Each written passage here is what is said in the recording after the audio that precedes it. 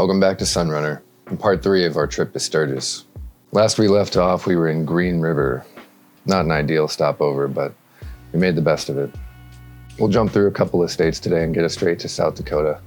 Let's get out of Utah.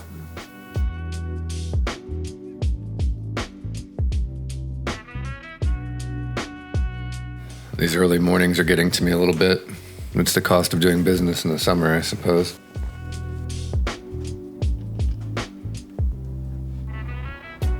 I packed up, matching the melancholy of the morning. The silence in this town is deafening.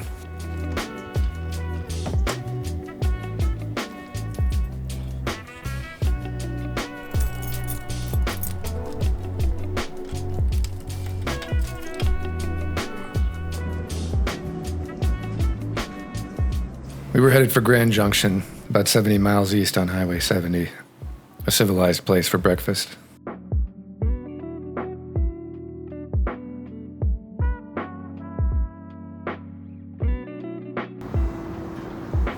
We said goodbye to the Budget Inn and stopped just across the street to snap a few more photos before leaving this place. Probably forever.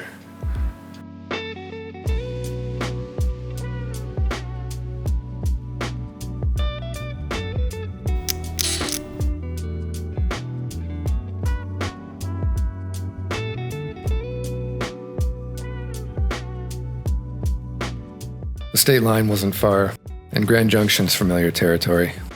So we put our heads down and pushed out the first 100 miles. 70's not so bad, as far as highways go.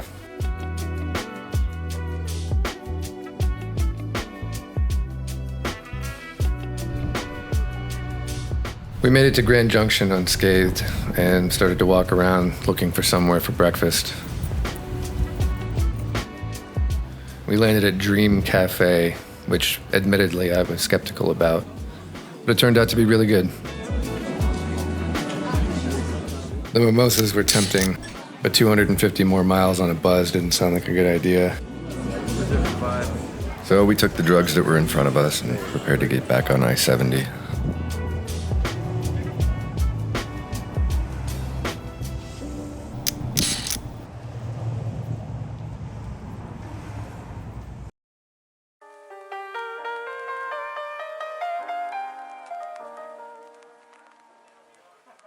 This might be my favorite stretch of highway in the entire country.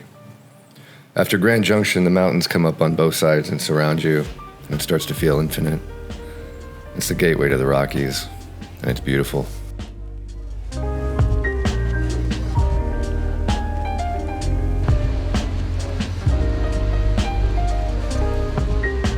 At 6,500 feet of elevation, we'd gone up and over the heat that had been chasing us for almost 900 miles. And we were finally able to enjoy these breaks a little bit more. The weather here in Colorado was the best I'd felt all summer.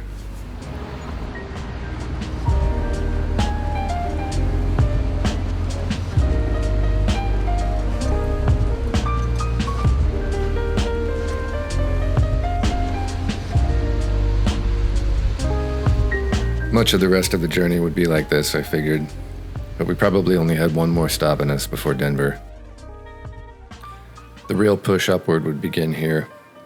The highest point of elevation on I-70 is over 11,000 feet, so nearly double where we were now, and I was expecting some weather to come with it.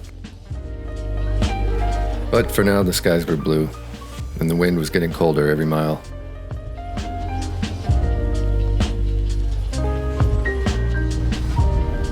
Very soon, we saw some dark clouds in front of us, and you can tell from the trees the cold front was coming in. We stopped quickly to throw some gear on. It would have been a miracle to escape without a little bit of rain. But it isn't something we haven't done before, and we were prepared for it. And while I did a horrible job of documenting it, you'll notice from my windshield that it did come.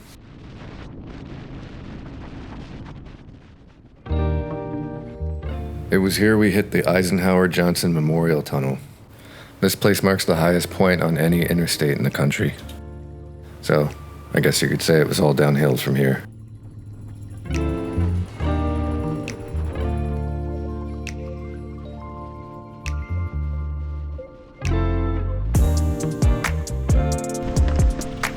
It had been a long journey up until this point. Unseen in the video is the amount of traffic that we had to wade through at the top of the mountain. I felt like we should have been in Denver already, but we needed to pull off and rest for just a moment. We took our last break here at this welcome center, somewhere in the Rockies. No matter how beautiful the day was, I think we were ready to get off the bikes until tomorrow. The last 50-mile push was a long one, but we'd finally made it. A few hours later than expected and exhausted, but we'd made it. Thornton, 10 miles outside of the Denver metropolitan area, where our friend Brendan was already waiting for us.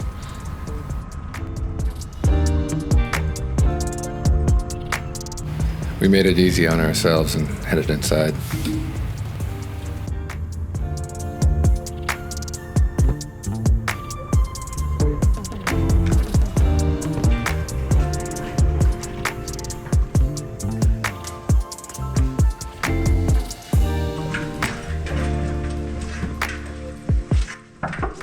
Housekeeping.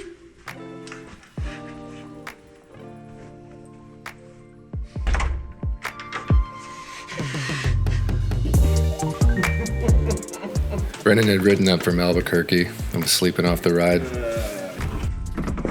Just to let everybody know, I do not consent to being recorded against my will. So if any of that is happening right now, This is going on the internet.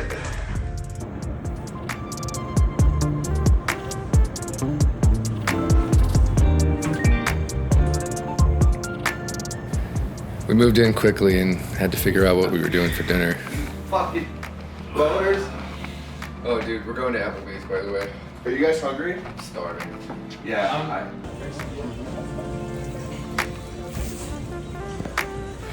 It had been a much longer day than anticipated, so we got a beer and whatever that is, and just kind of looked into each other's eyes for a while.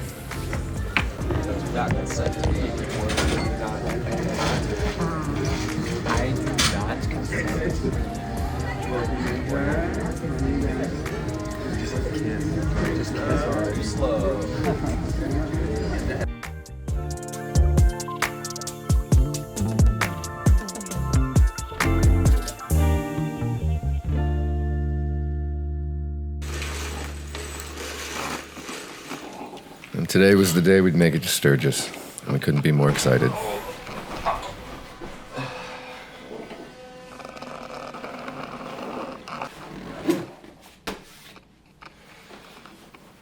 We had a few arguments in the morning, but Jason always knows how to keep the peace. I do not consent to being recorded. I do not consent to being recorded. I do not.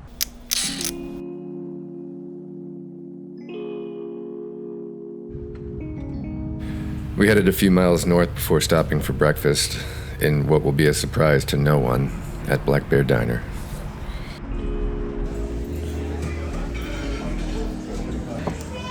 Coffee with a view.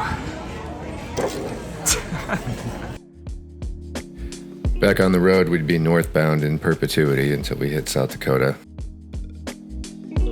We'd spent all of our credit for good scenery back in Colorado, and we're going to be looking at the plains for the next 300 miles, which looked mostly all like this.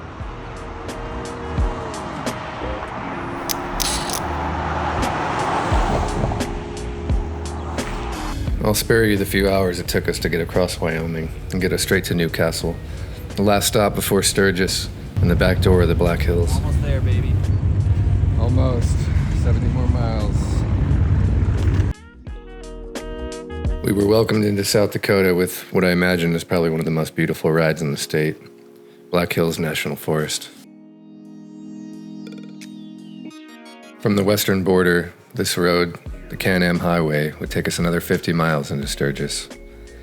As we moved down the road, we saw more and more riders. At first, only a few, but then dozens turned to hundreds, and hundreds turned to thousands as we reached Deadwood. And by the time we'd hit the city limits, there were more bikes on the road than I'd ever seen in my entire life. Making it through town was no easy task. There were hundreds of thousands of people here, all on motorcycles.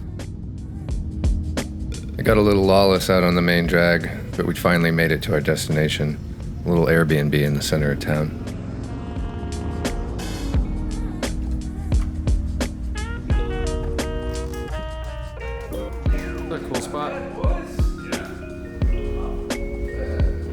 We moved in quick and decided to flip a coin for who got the shit bed. Let's call it. Tails. Tails never fail. Tails. I want the shit bed. With that settled, it was time to go see the town. Our mission was to go get some food and pick up some supplies for the next couple days.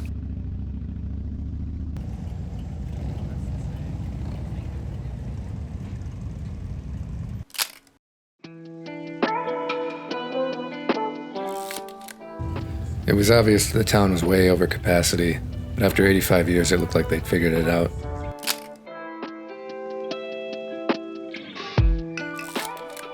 We needed food desperately and popped into the first place that we saw, a little bar called Gas Monkey, serving up just what we needed, pizza and beer.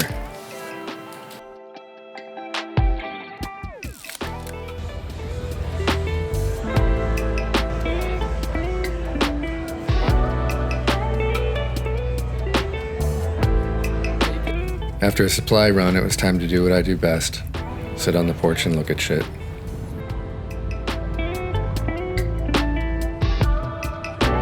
We ended up making friends with the landlords. Yeah, we just met. The day was coming to a close. It was time to get some much-needed rest. After all, there's much to do.